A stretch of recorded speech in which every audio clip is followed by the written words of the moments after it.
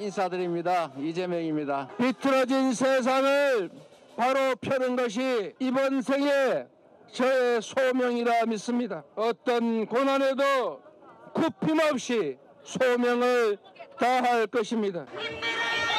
기꺼이 시지프스가 될 것입니다. 이재명을 죽여도 민생을 살리십시오.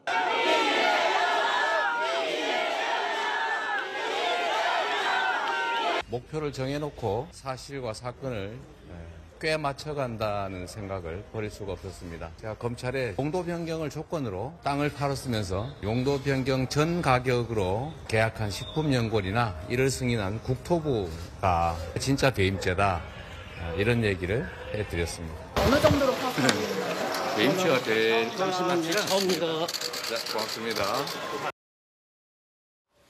네, 지금부터는 백현동 개발 특혜 의혹과 관련해서 검찰 조사를 받은 이재명 민주당 대표 얘기를 좀 해보겠습니다. 스튜디오에 정혁진 변호사와 박상규 채널A 개건 해설위원 나오셨습니다. 안녕하십니까? 네, 방금 영상 보셨지만요. 이 대표 13시간 넘는 조사를 마치고 나와서 검찰에 꿰맞추기 수사라면서 날을 세웠습니다. 정혁진 변호사님, 네네. 보면은 검찰에서는 백현동 개발 과정에서 민간업자에게 특혜를 줬다고 보고 있는 그런 것의 핵심 의혹인 거죠? 그러니까 배임죄라고 하는 게 뭐냐면요. 네. 배임이란 말을 뜯어보면은 임무를 위배했다는 거예요. 임무에 임하고 배임 네. 그 위배할 때 그 배자. 그래서 이러한 배임 행위를 통해 가지고 본인에게 손해를 미치고 그다음에 제3자에게 이익을 주는 것이 이제 배임죄거든요.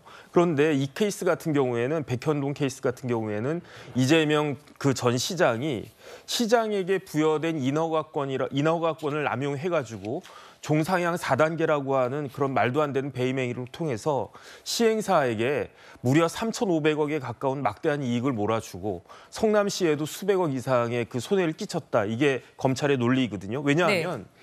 종상향 4단계 관련해가지고는 조건이 두 가지가 있었어요. 첫 번째는 뭐냐면 성남 도계공이 참여한다. 그래서 성남 도계공의 참여를 통해 가지고 일정한 이익을 성남시에게 그 부여받도록 한다. 이게 하나의 조건이었고 예. 두 번째 더 중요한 조건은 뭐냐면 이 백현동에 아파트를 지을 때 100% 임대주택으로 짓기로 했던 거예요. 그러니까 이 백현동 식품연구원 부지 34,000평은 이걸 통해 가지고 어떤 시행사에게 돈 많이 벌어주겠다. 그렇게 해가지고 성남시가 돈을 많이 벌겠다. 이런 의도로 그 조성된 게 아니고 원래는 백현동에다가 아파트를 지어서 그 집이 없는 임대주택을 그 지어가지고 집이 없는 서민들에게 그런 혜택을 주겠다라는 그런 취지로 예. 이렇게 종상향 4단계까지 이루어진 건데 그런 것들이 다 망쳐져 버렸다는 거죠. 그렇기 때문에 여기에 대해서 그 이재명 대표가 다른 건 몰라도 적어도 배임죄의 책임은 물어야 되는 것이 아닌가 이게 검찰의 태도입니다. 네, 최준봉 교수님, 네. 이재명 대표 입장은 어떻습니까? 이재명 대표는 지금 말씀하신 부분에 두 가지 이제 반박을 해보면 첫째 민간 임대주택으로 짓기로 했는데 이게 예. 이제 분양주택으로 바뀌었거든요.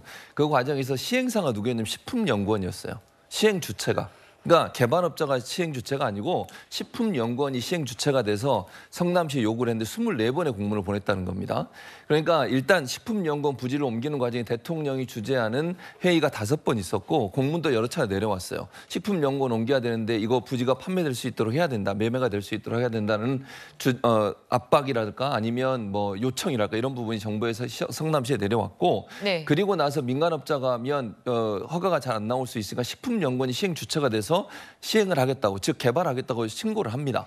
그래서 그 성남시에서 식품연구원이 시행 주체가 돼서 사업을 하는 거 허가를 내줘요.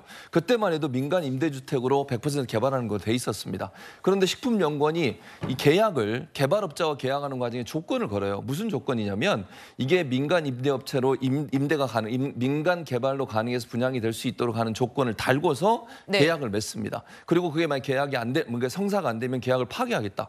그렇게까지 해서 식품연구원이 주체가 돼서 개발업자와 계약을 맺고요. 그리고 나서 식품연구원이 그걸 달성하기 24번이나 성남시 계속 요청을 해요.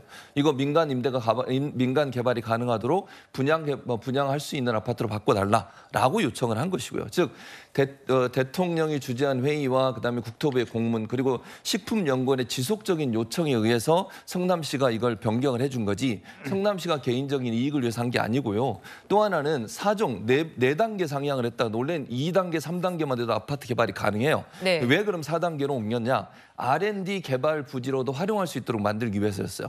성남시가 원래 도시개발계획을 보면 백현동 지역에 아파트만 들어보내지 말고 좀 더 다양한 형태의 어떤 연구기관이나 이런 분이 들어올 수 있도록 만들기 위해서 4종으로 옮긴 것이고요. 결론적으로 말씀을 드리면 식품연구원이 시행 주체가 돼서 개발업자의 이익을 위해서 대신 용도 변경을 요청해달라고 여러 번 24번이나 요청을 했고 그것 때문에 실제 식품연구원의 본부장과 담당 직원이 징계도 받았고요. 처벌도 받았어요.